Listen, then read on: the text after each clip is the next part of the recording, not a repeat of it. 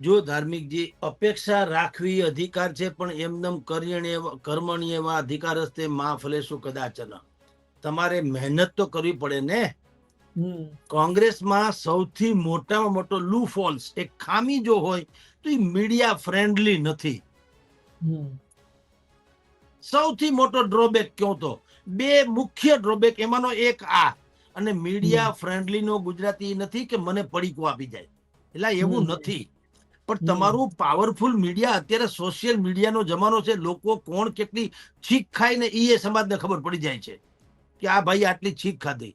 તો તમે શું કામ કોપ ભવનમાં બેઠા હો એમ છો? કોંગ્રેસના અમિતભાઈ ચાવડાને મેં રૂબરૂ કીધેલું.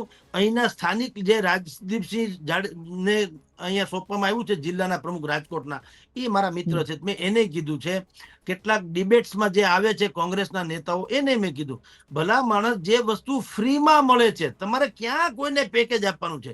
હું દાખલો આપું સાહેબ, એ બાબતમાં કોંગ્રેસના પાલભાઈ આંબલિયા છે, મને લાગે આમ આદમી પાર્ટીની જે બધી સારી સારી બાબતો છે, બધું લે, પોતે રોજ લાઈવ પણ કરે, રોજ આવેદન પત્ર આપવા પણ પહોંચી જાય. એટલે અન્ય નેતાઓએ પણ એ પ્રકારનું કરવું જોઈએ. લાલજી દેસાઈ પણ એમાંના એક છે. લાલજીભાઈ છે, મેવાણી છે, જિગ્નેશભાઈ મેવાણી પણ એમાંના એક છે. આ લોકોએ પોતપોતી રીતે કર્યું છે, પણ as a Congress team, as a team Gujarat, એ જે ખામી છે મને તો સમજાતું નથી. જે વસ્તુ મફતમાં મળે એ લેવામાં જો આ લોકોને વાંધો હોય તો મફતમાં મત ક્યાંથી મળશે?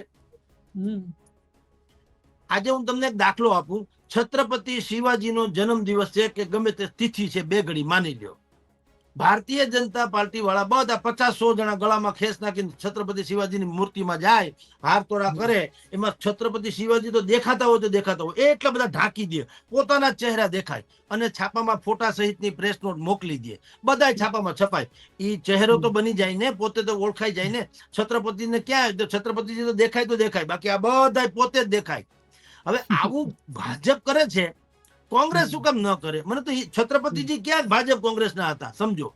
એ તો આપણા આનાથી મોટું આઇકોનિક વ્યક્તિત્વ કોણ હોય? અમુક લોકો પક્ષથી પર છે. તમે મહાત્મા ગાંધીને કોંગ્રેસી કે સરદાર પટેલને કોંગ્રેસી કે એવું ન કહી શકો સાહેબ. એ બધા આઇકોનિક છે. ડોક્ટર બાબા સાહેબ આંબેડકર, એને ક્યાં કોઈ પક્ષ સાથે લેવા દેવા હોઈ શકે? તો બધા આઇકોનિક વ્યક્તિત્વો છે, બધા દેશના નેતાઓ છે.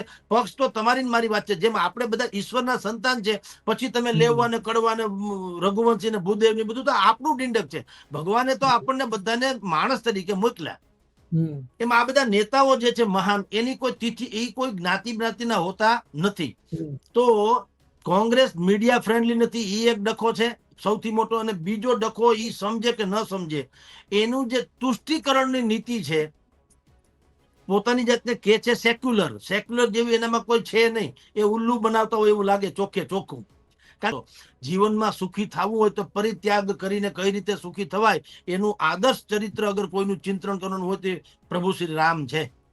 એટલે એને તમે હિન્દુ બિંદુ ને એવી દ્રષ્ટિથી તો જોવું ન જોઈએ ને. કર્યું આપણે બધા જાણીએ છીએ, એટલે એનો મેળ નથી પડતો.